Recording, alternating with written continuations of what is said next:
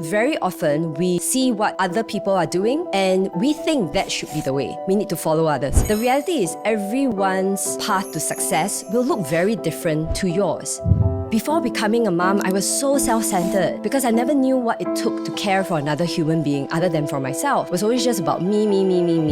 During those days, did you secretly feel like you were downgrading from law? Absolutely, 100%. It was a major downgrade. And I felt embarrassed calling people who knew me about job opportunities or people of people, friends of friends. And I was worried about what people were saying behind my back or to my face.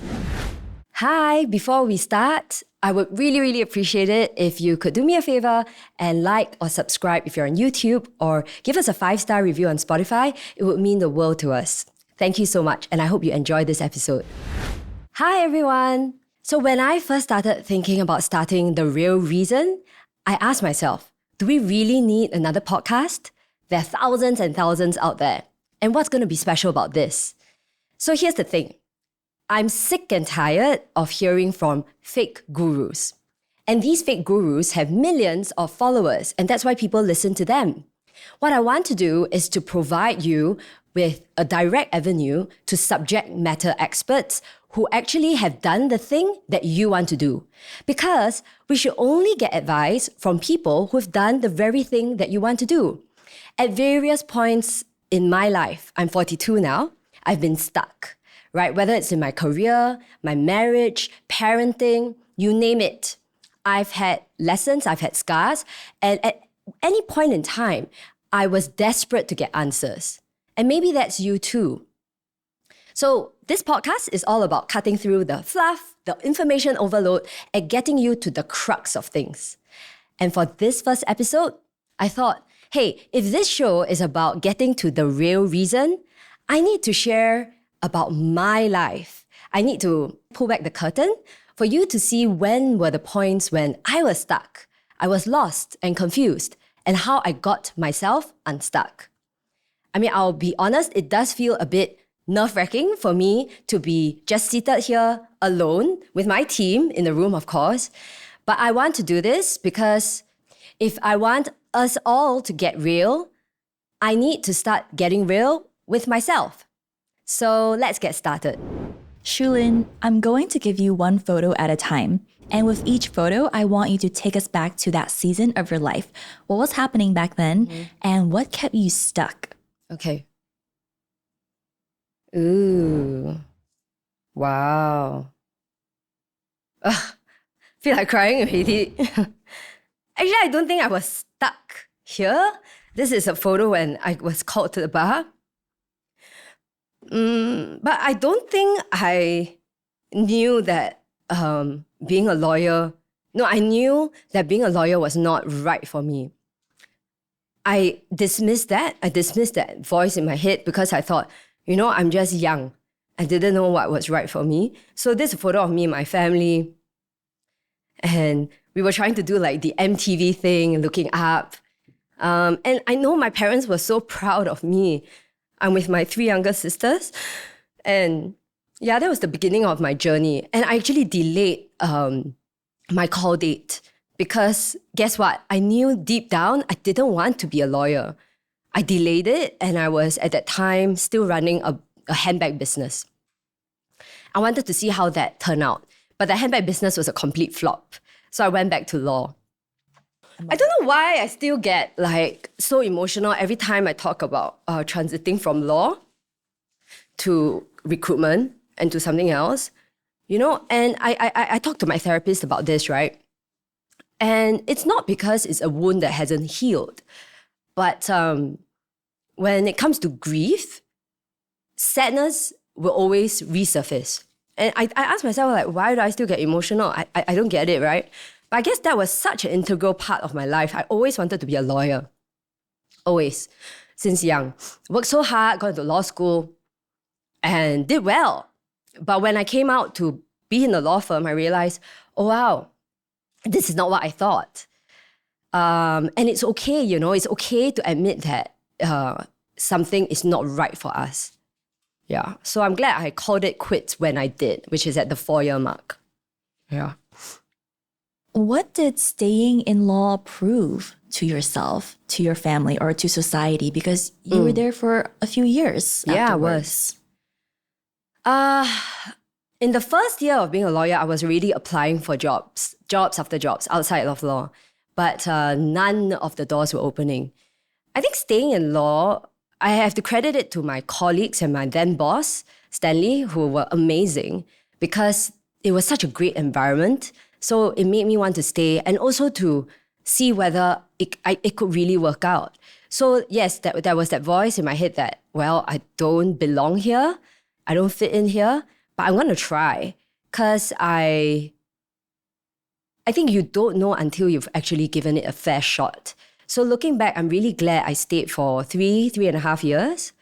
And I can say now with, unreserved conviction that it just isn't for me.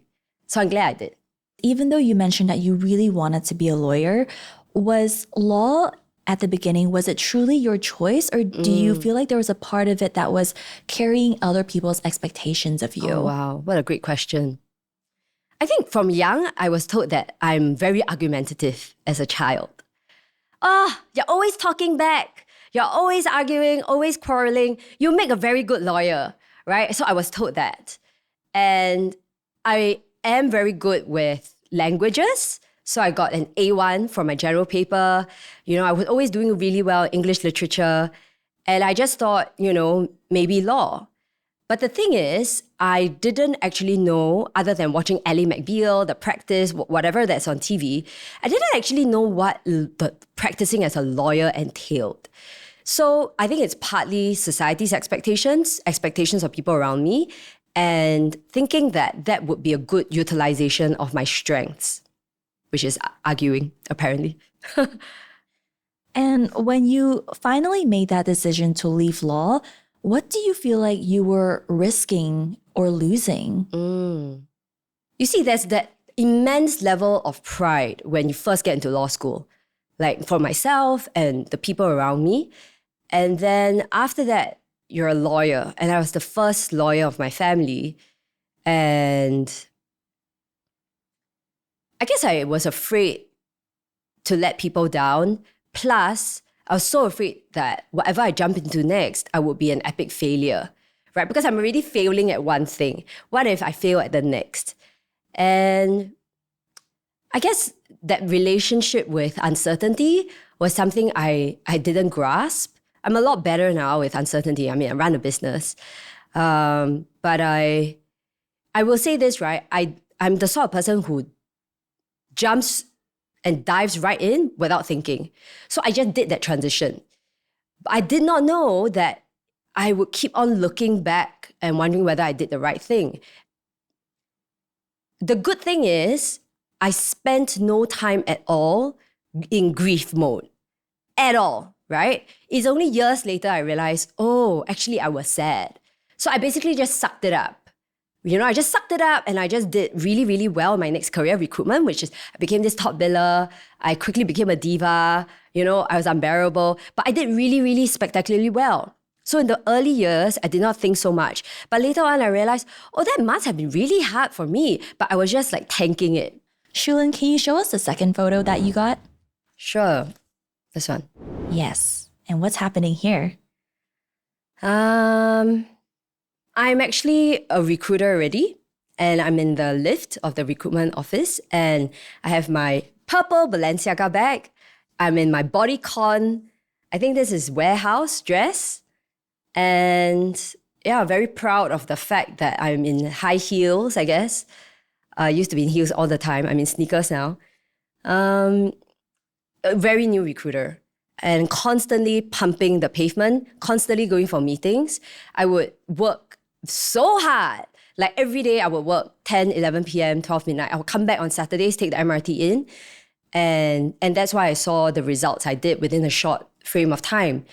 I'm glad I worked as hard as I did, actually.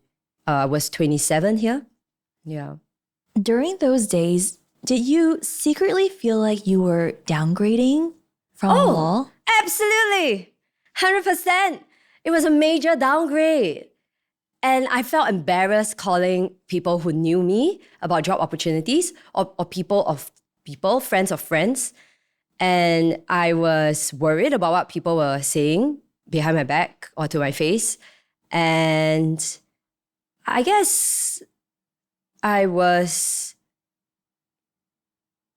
hard to embrace the new identity of a recruiter because it's almost like this giant fall from grace from being a lawyer and then a recruiter. And actually recruiters are sales people. Of course, now I know everyone is a salesperson in some shape or form. But because our results are published on a whiteboard, right, in an office, and I was told you're only as good as your last quarter, which is your billing, right? And I was thinking, wow, I have to bill. Quickly bill as much as possible. That was my mindset. Did you feel like when you were in recruitment, you had to justify your worth all over again? Yes, I had to. I was a newbie and I was the only lawyer in the entire recruitment business at that time. And everyone was like, why did you quit law? If you're my daughter, I wouldn't allow you to quit law, things like that. But I must say, I really just went for it. I just kept making phone call after phone call and things started to happen because I have a strong bias to action.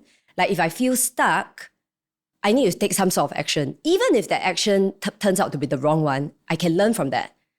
Yeah, so I think that's what served me best during this time. Just phone call, meeting, sending out CVs and figuring things out as I went. I had no plan actually. I just wanted to make sure I could excel. And the great thing I think about being a recruiter for me was I actually cared enough to want to excel. That's the difference. But when I was a lawyer, I wanted to excel, but there was no real desire to want that. If you had hypothetically stayed in law, who do you think you would be today? But more importantly, what part of you would you have had to silence? Interesting. I mean, there's so many things I would do differently if I could turn back time. But if I had stayed on in law, I think I would probably make a pretty good relationship partner, going out there to do business development and building relationships. But I don't think I would be a very strong technical lawyer because, looking through 200 contracts or 200 cases just killed a little bit of me inside. So I couldn't do that. I was not that interested in the subject matter. And perhaps the part of me that needed to be silenced if I was a lawyer is actually voicing out my strong opinions on what I feel is wrong with the system. Yeah. And because I'm a recruiter, plus the fact that I'm uniquely positioned as a business owner, I can voice my views freely. And, sometimes people ask me, oh, Shulin, aren't you afraid that your clients will be offended that you voice this view about toxic workplaces, or workplace bullies? Then I'm like, well, if they're offended and they fall into that category, then I don't think I want them as my client. So I have that freedom to be able to express myself.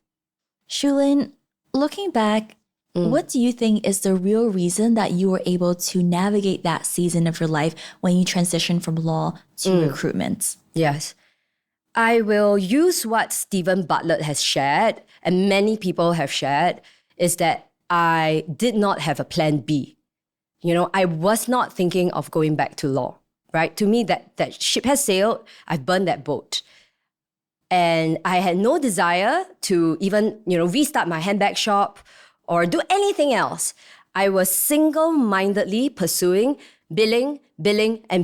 I just wanted to make sure I did a very phenomenal job for my clients. Because after all, recruitment is still a service industry, right? So what served me well was being very optimistic, right? In fact, some people say I'm crazy optimistic. And maybe that's why I've been in recruitment for 15 years, possibly. But I just was obsessed with getting results for my clients. In the shower, and Stephen Bartlett actually, he said that he asks interviewees what are their shower thoughts. And actually I asked people that too. I asked my team in the shower, what are you thinking of? Because I'm thinking about this client, I'm thinking of that lawyer, and I'm thinking like, okay, how can we make this work? And if it doesn't, who next? And I literally go through all these. And so because of that level of obsession, I emerged, I guess, successful somewhat. I am glad now my mindset is the sort where I do first, think later, even with this podcast, right? Just, okay, I decided I want to do it. Let's just figure it out. Because the how is something you can figure out later on. But actually taking that first step is the hardest. Once you've taken that first step, you cannot look back. You just have to keep on going. I think that's the secret sauce to my transition. All right, Shulin, now we're going to give you the second photo. Tell us what was happening here. Oh, they're so cute. Okay. Wow, you're giving me all the tough seasons of my life. Okay. Okay, so this was when we first moved into our new place. And this was 2020. We actually moved in the midst of COVID. And I mean, my kids here were, I think, 5 years old and 1 year old. This 5 years ago. Yeah. No, actually, 4 and 1 year old. This photo is actually very meaningful because it was taken by my late friend, Kelly Fan, who passed away. She was an amazing family photographer. She was a lawyer turned photographer, actually. And yeah, she's taken our family photos. And this was the third and final time, I believe, that she did. Yeah, when I look at this photo, I mean, it's a beautiful family photo that's been even featured in Straits Times. I went through a lot in 2020. And like in this write-up in the Portfolio magazine, it's true. Like in the first quarter of 2020, January, February, March, we had 0 revenue. So that was 10 years of doing recruitment at that point in time. I never ever had a 0 quarter. I remember I said, you're only as good as your last quarter. So I felt so lousy. And the worst thing is we thought we might have to sell our new house. Yeah, that's the thing. So it's a first, right? But that now looking back, it's such a blessing in disguise because of that 0 quarter in April, May, which is when we went into lockdown in Singapore. I went all out. I had Zoom drinks with my clients. I did webinars. And of course, I went all out on LinkedIn. And thank God I did. LinkedIn has stuck with me. Writing on LinkedIn, it's become a habit. And I've now grown a following, which I guess at that time was maybe 4,000, 6,000. Now it's 259,000 as of today. And it's opened up my eyes to what's possible. I remember at that time, I would lock myself in my helper's room, which is a tiny little closet at that time. And I would just keep on making calls to people in London, Singapore, cold calls. And some of these calls developed into real, long-lasting client relationships, which is amazing. But when you're in a deep hole, right, you're like wondering, why me? What's happening? But I guess, okay, now sharing this and what I shared earlier, there's a pattern here. I have a strong bias to action. I just need to take action. And that's what we all need to do when you feel stuck, I guess. Yeah. So it sounds like in that particular season, you're balancing not just motherhood, but also a lot of ambitions that you have as a career professional. And so one thing that I'm really curious about is, Shulin, did you always want to have kids? No, I never wanted kids. And if my son is listening to this, please, I love you, okay? I love my son, but never wanted kids. My husband and I both never wanted kids. We were those people who, if in a restaurant and we hear kids like laughing or running around, we'll be like, we'll be very irritated. Now, of course, our parents different. We have a lot more compassion for parents because we're parents ourselves. But we never, ever, ever wanted kids. And that's why we only got married, I think, at the 9 or 10 year mark. My husband and I have been together for 21, 22 years now. And we made like a promise to each other that we wouldn't have kids. But after getting married, I was just thinking, what if we are infertile? Okay, what if? And I had a lot of friends around me who are going for IVF. And it's cost them like hundreds of thousands of dollars. So I was telling Brian, I remember, hey, what if we're infertile? And what if it would take us years to get pregnant? We better try now. Otherwise we'll regret, right? So it's a FOMO thing. Okay, so we started that conversation with a FOMO thing. And my husband reluctantly agreed. Okay, fine. It took a long time for him to agree though. And then on our first try, I got pregnant. But the thing is, I was about to start my business. That's crazy. That's why it's very bad timing. Again, do first thing later, right? Was not thinking. But I must say that mindset has served me well, I guess, because you just figure things out as you go and you will never feel ready to have kids. Before becoming a mom, what was a story you would tell yourself about motherhood that turned out to be completely wrong? Oh my gosh. Because when you see the advertisements, for babies, they're encouraging you to have babies, it all looks so peaceful, calm, everyone's smiling, right? I think what I want everyone to know, especially the moms to be, the dads to be, is that if you think it's going to be hard, it's going to be hard times 100. Okay? Times 100 is very difficult. And you will have so much respect for your mom and your dad, mainly the moms actually, I would say, after you've become a parent, because it's very, very challenging physically, mentally, emotionally. But it's also the best thing ever. It's the best thing ever. And I love my kids. I would die for them, But yes, I would not want to relive, if I can, that early months, because breastfeeding is the hardest thing ever. Getting them to sleep is the hardest thing ever. And even managing your own triggers, because when you hear them cry, it's very, very triggering because you're wondering what's wrong, and it will test you in ways you can never imagine. But again, it's the best thing ever. I want to say I love my son. I love my sons. I'm glad we had kids. It's amazing because you were navigating the challenges of being a mother while growing this business. Yeah. There's this ambitious part of you and there's this maternal side of you that are both happening concurrently.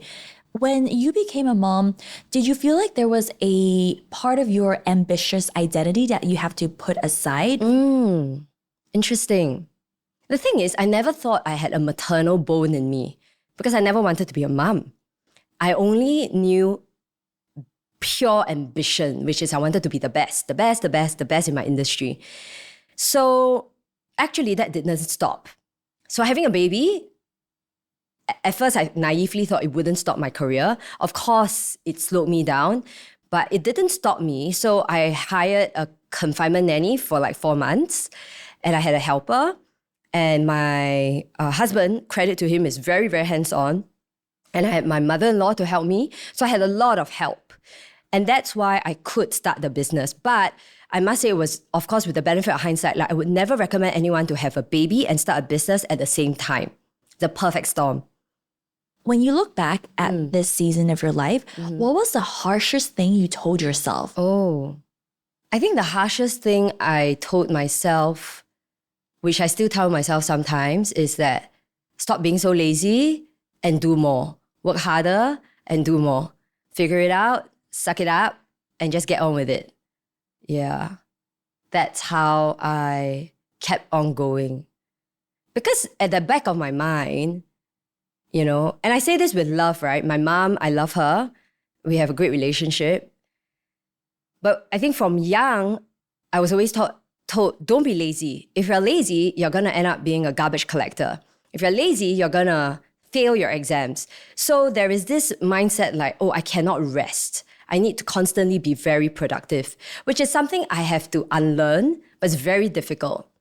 And do you feel like you have been able to tease this apart over the years, or is it still something that is top of mind for you? Well, it's really top of mind. I mean, just 2 weeks ago, I was lying in the hospital with an IV drip, food poisoning, right? Gastric flu. My immunity was compromised. And it's because I keep thinking that I cannot stop. So it's something which is true, I'm sure, of many of us out there, where we constantly feel we're not good enough, we haven't done enough, and we haven't earned our rest. But we don't need to earn our rest. And I told my therapist, rest is productive. Then she said, must everything be productive? So I'm like, going to botanical gardens, I have KPI. Okay, I have to do my Bible reading, my prayer time, listen to a podcast and make the most out of it. But actually, I'm supposed to go there and relax, right? I just don't know how to relax. Something I'm still working on. Looking back, do you feel like becoming a mom pushed you forward or held you back?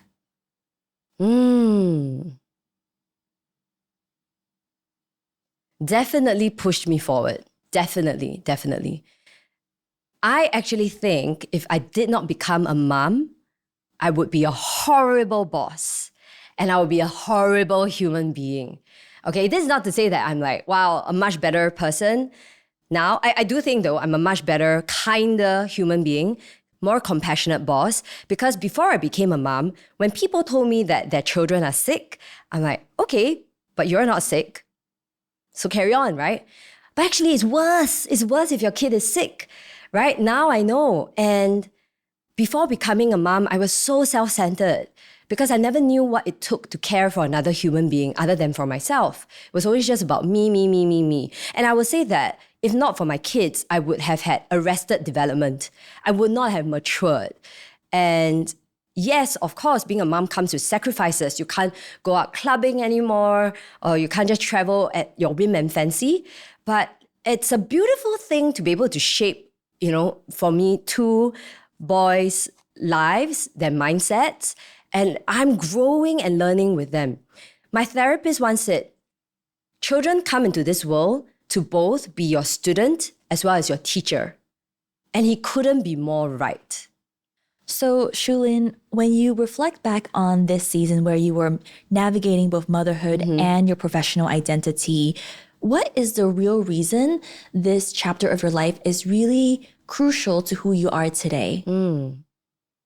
It's such a crucial chapter because in figuring things out as I went along, as a parent, new parent, and as someone who's very career-minded, I realized that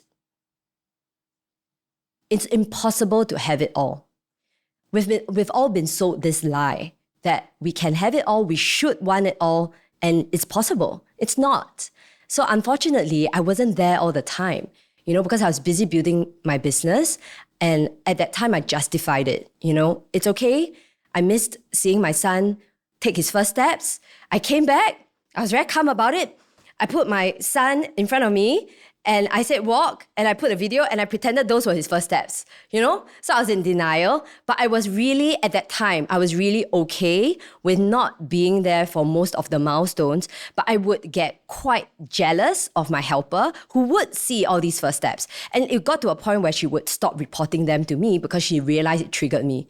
Then when it happens, like maybe he laughed or said something for the first time, maybe it wasn't the first time, but she will pretend it's the first time to make me feel good. So that was fine.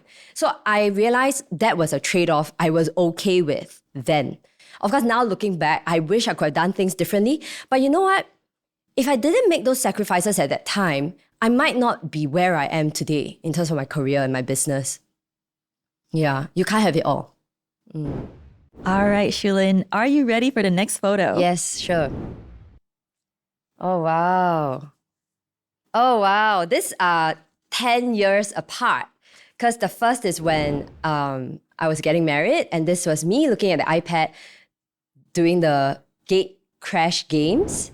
And then this is at our 10th year wedding anniversary when we renewed our vows. Very big contrast, these two.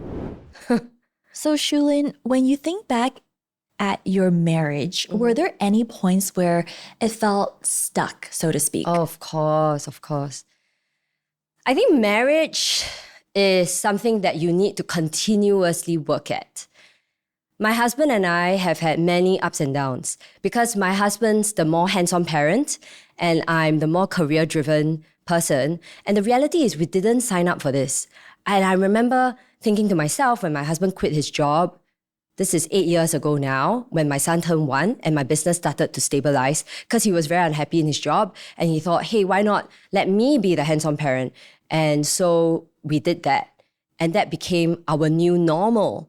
I thought it was just going to be temporary, but it became a prolonged period. Now my husband has a successful investment property business in the UK. He's helping out with the finances because he's an accountant by training for my business. But at that time, it was very challenging because we would get people asking, oh, when is your husband getting a real job? Right? My grandma will ask, you mean he's okay just like doing the marketing, taking care of the kids? And that would hurt me. And sometimes, most of the time, I wouldn't even share with Brian. But it was a very difficult thing to have to do to, I wasn't sure about the decision he made, actually, and we made. And then to get judged and questioned when I myself wasn't sure, that was tough. But of course now, this is 8 years ago, later, right? I'm so glad he made that move because I'm not cut out to be the more hands-on parent. I'm the fun parent. In fact, everyone thinks I'm the tiger mom. He's the tiger dad. I wish one day my husband would come on the podcast. You all can see, okay? Because he looks kinder, but looks can be deceiving. He's the tougher one. And we need someone like him. I'm I work so hard in the office. When I come back, I'm just like, oh, it's okay. You can do whatever you want, which is bad. Okay, that's bad parenting. But yeah, marriage has been hard at the start. And even right now, as we navigate bringing up our children, we will have differences in views. But of course, and that's why Brian and I started marriage counseling last year. Best decision ever. Because the moment we sat down, Brian and I on the couch, across from the marriage counselor. And the moment, I think it was just 5 or 10 minutes into the session, I started realizing, actually, he's not trying to make my life difficult. It's simply because he's had a different set of parents, different upbringing, and he's just trying his very best. And the problem with a lot of married couples is that they view themselves as me against you when it's really us against them, the children. Okay, we need to be one team. And once I had that understanding, that realization, only then could I have forgiveness and compassion and really want to work with my husband as a team. So yes, marriage is hard, but it's so worth it. You have to continuously work at it. Besides marriage counseling, were there any other investments you made in your marriage? So many. I would say, our Friday date nights are non-negotiable. And doesn't always have to be a fancy restaurant. Most of the time now we go to the food court or something which maybe my husband has a craving for. He loves all kinds of food. And we go on our couple trips without kids. We have invested in going for parent coaching, right? Parenting coaches. I've also invested in a sleep trainer because when your kid sleeps well, the parents actually are able to have their time together. And we both go for therapy, different therapists, otherwise it's a conflict of interest.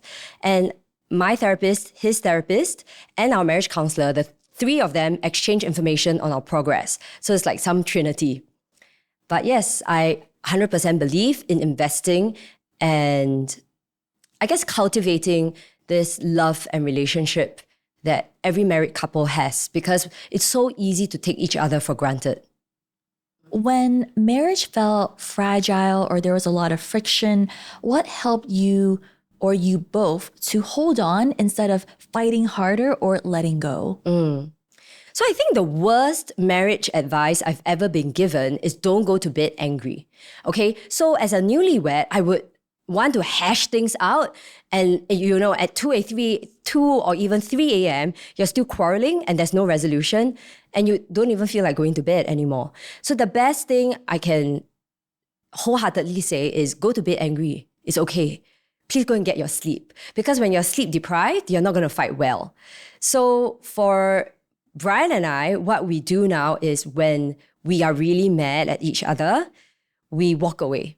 Okay, because I'm the sort, I want to deal with it right now. He doesn't. He wants to hide in a corner. And I will in the past, I would force him to talk, but it does not get the best results. So pause. I would say pressing the pause button. If you've ever watched How I Met Your Mother, Lily and Marshall, they had this tactic where they said pause. And I loved it. But pause doesn't mean sweeping things under the carpet. It means maybe revisiting this in 3 hours time, 12 hours time, or the next day. don't leave it for too long. For Brian and I, we even have a sort of like a hand gesture. Like we will, I mean, it's quite ridiculous, but I will put my hand out or he will put his hand out and then we'll just like, this is our peace offering. And sometimes it's not ready.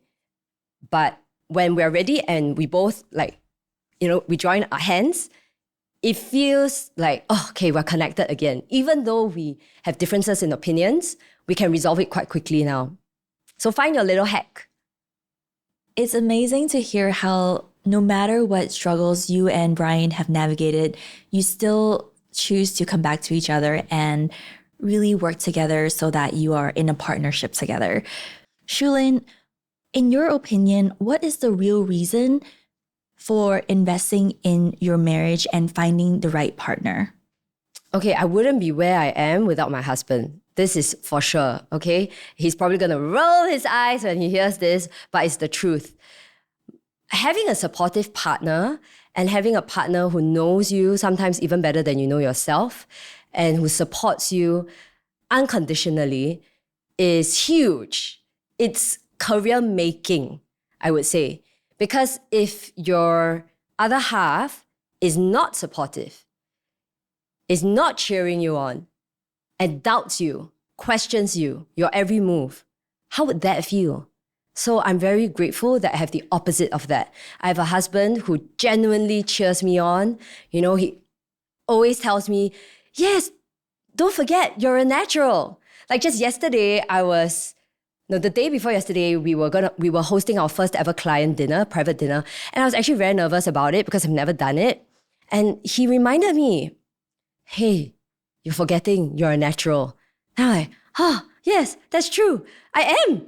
And anyway, I went on to have a great time. But those words were very important. In fact, I think a marriage is somewhat two people almost like parenting each other in a way, because there will be times when the other person feels really down. The other person is there to pick him or her up. All right. Now we're going to give you our final set of photos. Okay, great. Thank you. Wow. It's a big contrast. One was when I was still with my co-founder. Then one is I just celebrated 9 years. And the last 4 years have been without my co-founder. Yeah. And I guess parting ways with my former co-founder was one of the hardest things I've had to do in my life. Just like no one goes into a marriage thinking of divorce, I certainly did not go into this business partnership thinking that it would end. And it was a friendship of 12 years. It was with someone who I respected so much, and I wish her the very best. Like, I only wish her well. The way it ended just was so surprising and completely blindsided me. And I was so surprised that I was that upset. Okay. And I think 3 months after the fact, I was in a restaurant and I was having lunch with an acquaintance who actually knew both of us. And the mere mention of her name, I suddenly started ugly crying in the middle of a restaurant at Raffles City. And I just thought, oh my gosh, what's wrong with me? And I remember telling myself, but I'm fine. But I'm totally okay. So why am I crying? And that was the moment I decided that I needed to see a therapist because I did not want to cry in restaurants. And I remember thinking to myself, but I'm not crazy and I'm fine. Why do I need to see a therapist? So that was a few years ago now.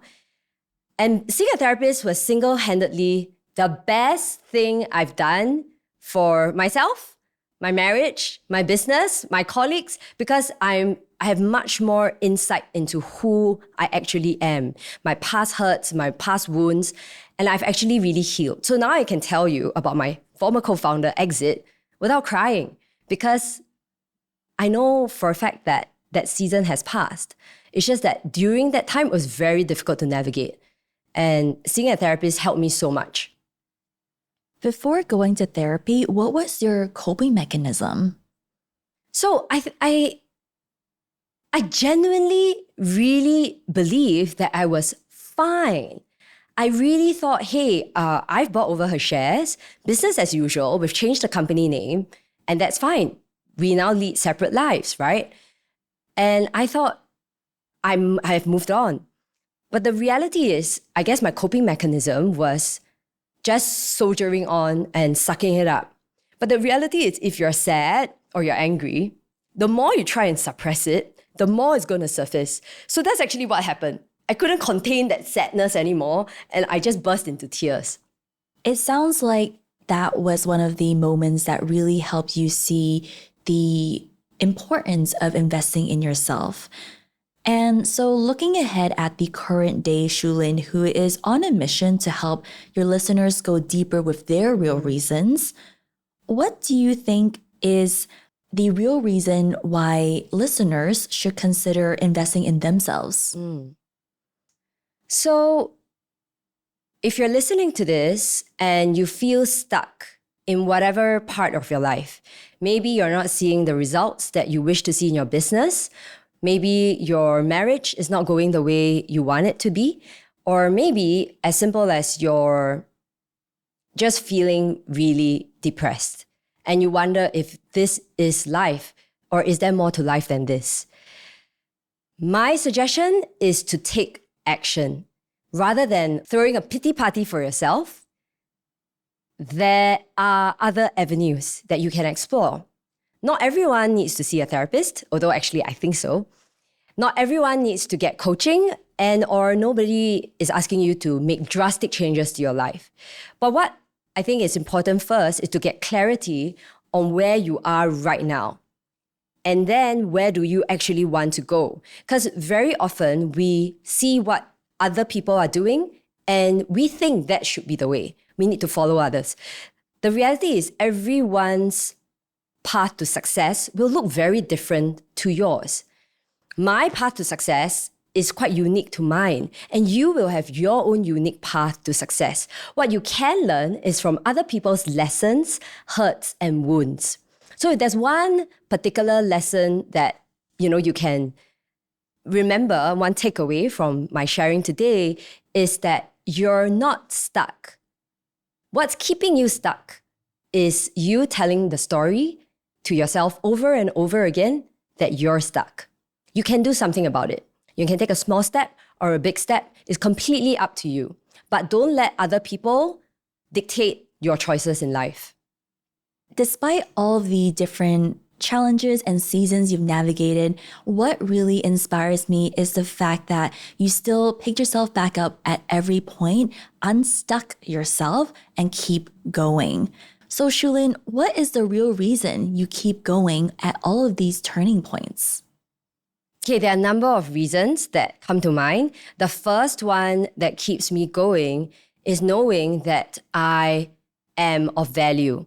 I am of worth, and I can add value to other people's lives because I've done that time and time again. And if I can do that for other people, I can do that for myself.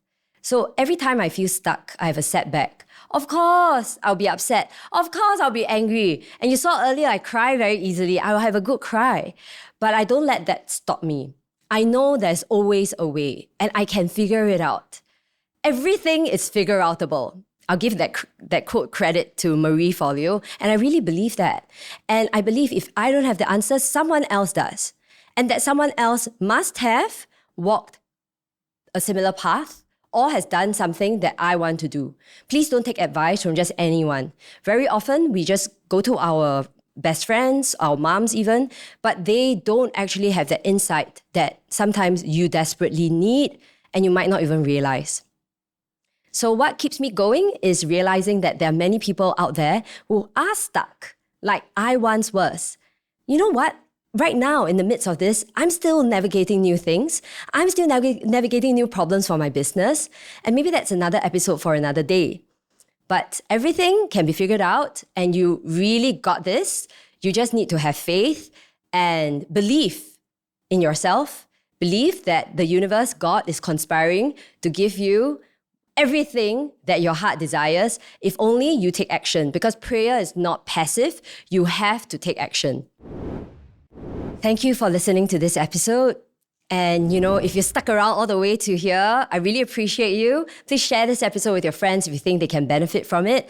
And I look forward to hearing from some of you. Please write to me if you have any feedback. And I cannot wait for you to hear from the subject matter experts I've invited for the rest of The Real Reason.